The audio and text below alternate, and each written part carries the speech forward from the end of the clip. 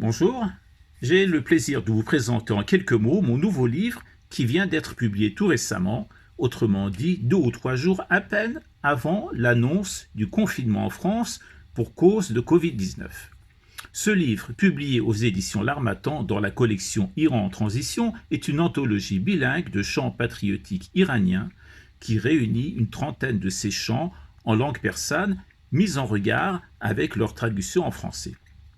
Parmi ces chants figurent les plus célèbres d'entre eux, dont celui qui est considéré comme un hymne national ayant traversé différents gouvernements, et ce jusqu'à nos jours, à savoir « Ô Iran, pays de joyaux », en persan « Iran ey marze pourgohar ».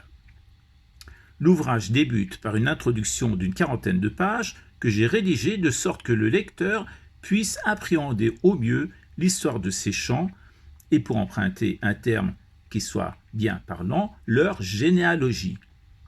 J'y retrace donc l'origine de ces chants patriotiques, leur gestation et la manière dont ils sont parvenus jusqu'à nous. Pour ce qui est de la tranche chronologique concernée, elle va depuis le début de la révolution constitutionnelle en Iran en 1905 jusqu'à notre XXIe siècle. Une révolution constitutionnelle qui, il faut bien le préciser, donnera naissance dans ce pays au premier parlement représentatif d'un peuple au Moyen-Orient. Alors, pourquoi avoir choisi d'éditer un tel ouvrage ? Eh bien, parce qu'il y avait une lacune importante à combler en matière de connaissance de la culture iranienne à l'étranger et en France.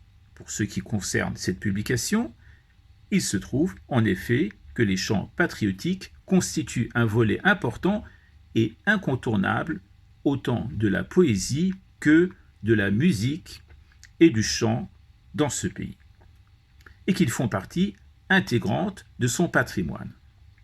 Un patrimoine considérable autant en termes de qualité que de quantité, car j'aurais pu, je pense, sans trop de difficultés, réunir, quant au nombre de textes, près d'une centaine, rien que pour la période contemporaine.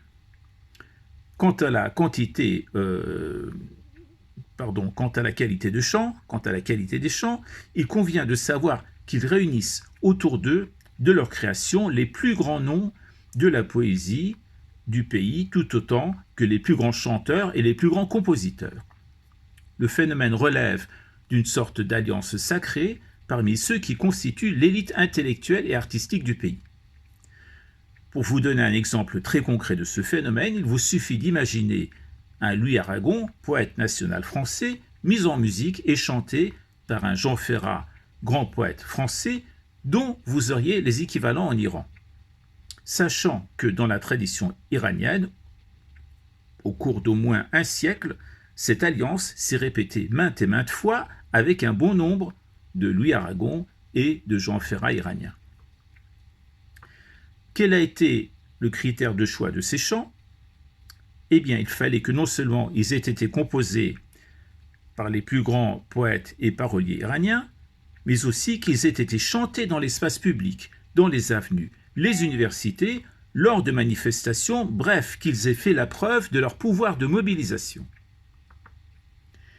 Et pour finir cette présentation, j'attire votre attention sur cette magnifique couverture